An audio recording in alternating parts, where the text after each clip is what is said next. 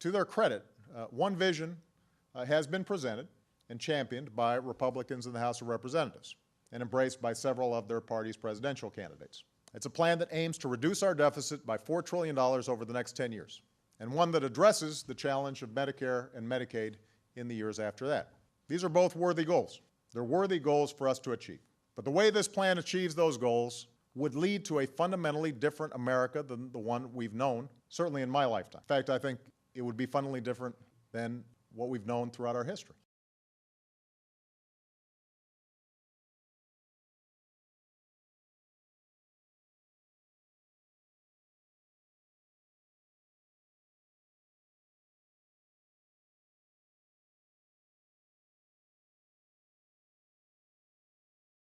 A 70% cut in clean energy, a 25% cut in education, a 30% cut in transportation, cuts in college Pell Grants that will grow to more than $1,000 per year.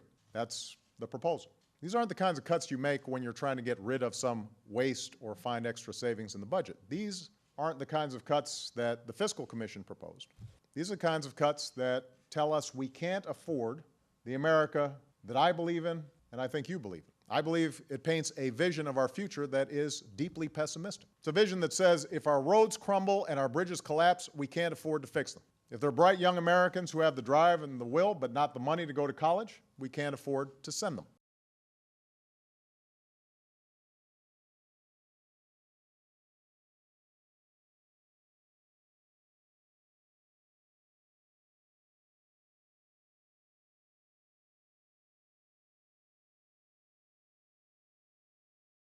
Go to China and you'll see businesses opening research labs and solar facilities. South Korean children are outpacing our kids in math and science. They're scrambling to figure out how they put more money into education. Brazil is investing billions in new infrastructure and can run half their cars, not on high-priced gasoline, but on biofuel. And yet, we are presented with a vision that says the American people, the United States of America, the greatest nation on earth, can't afford any of this.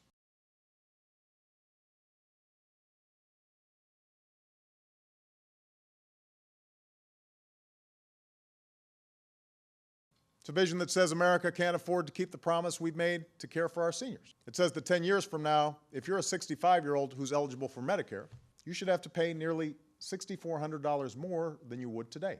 It says instead of guaranteed health care, you will get a voucher. And if that voucher isn't worth enough to buy the insurance that's available in the open marketplace, well, tough luck. You're on your own. Put simply, it ends Medicare as we know it. It's a vision that says up to 50 million Americans have to lose their health insurance in order for us to reduce the deficit. Who are these 50 million Americans? Many are somebody's grandparents, maybe one of yours, who wouldn't be able to afford nursing home care without Medicaid. Many are poor children. Some are middle-class families who have children with autism or Down syndrome. Some of these kids with disabilities the disabilities are so severe that they require 24-hour care. These are the Americans we'd be telling to fend for themselves.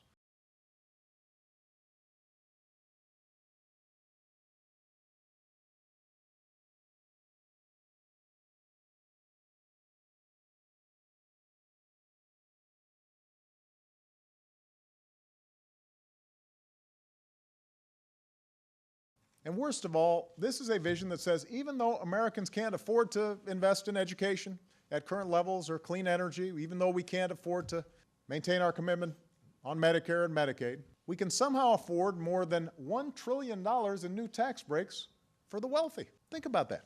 In the last decade, the average income of the bottom 90% of all working Americans actually declined. Meanwhile, the top 1% saw their income rise by an average of more than $250,000 each.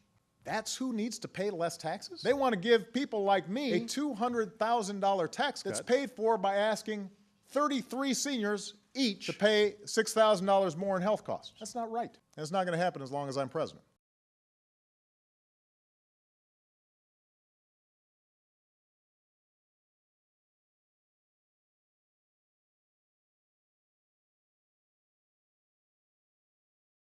This vision is less about reducing the deficit than it is about changing the basic social compact in America. Ronald Reagan's own budget director said there's nothing serious or courageous about this plan. There's nothing serious about a plan that claims to reduce the deficit by spending $1 trillion on tax cuts for millionaires and billionaires. And I don't think there's anything courageous about asking for sacrifice from those who can least afford it and don't have any clout on Capitol Hill. That's not a vision of the America I know.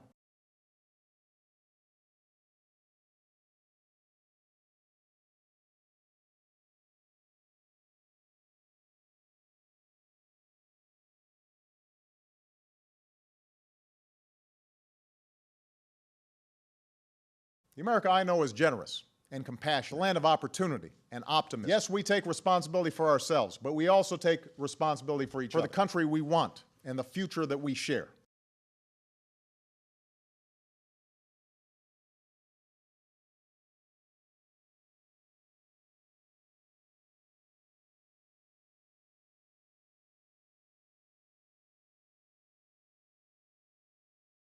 We're a nation that built a railroad across a continent, brought light to communities shrouded in darkness. We sent a generation to college on the GI Bill, and we saved millions of seniors from poverty with Social Security and Medicare. We have led the world in scientific research and technological breakthroughs that have transformed millions of lives. That's who we are.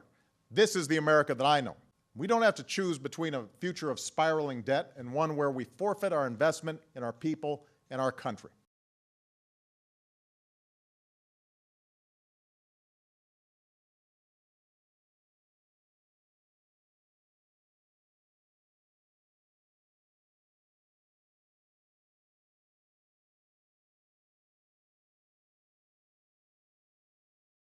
To meet our fiscal challenge, we will need to make reforms. We will all need to make sacrifices. But we do not have to sacrifice the America we believe in. And as long as I'm president, we won't. So today I'm proposing a more balanced approach to achieve $4 trillion in deficit reduction over 12 years. It's an approach that borrows from the recommendations of the Bipartisan Fiscal Commission that I appointed last year. And it builds on the roughly $1 trillion in deficit reduction I already proposed in my 2012 budget. It's an approach that puts every kind of spending on the table, but one that protects the middle class, our promise to seniors, and our investments in the future.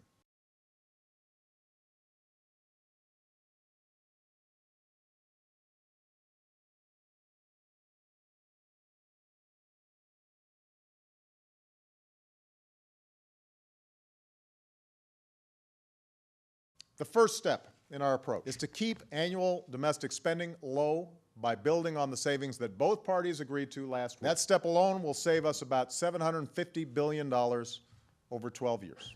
We will make the tough cuts necessary to achieve these savings, including in programs that I care deeply about. But I will not sacrifice the core investments that we need to grow and create jobs. We will invest in medical research. We will invest in clean energy technology. We will invest in new roads and airports and broadband access. We will invest in education. We will invest in job training. We will do what we need to do to compete, and we will win the future.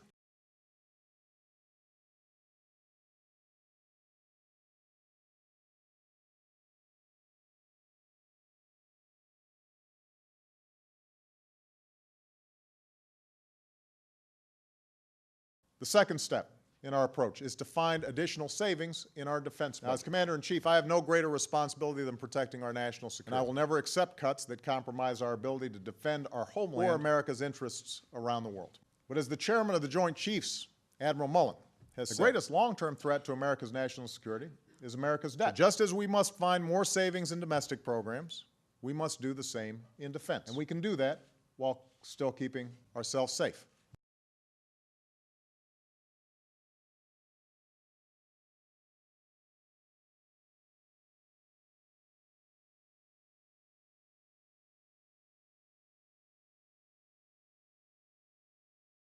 The third step in our approach is to further reduce healthcare spending in our budget. Now here, the difference with the House Republican plan could not be clearer. Their plan essentially lowers the government's healthcare bills by asking seniors and poor families to pay them instead. Our approach lowers the government's healthcare bills by reducing the cost of healthcare itself.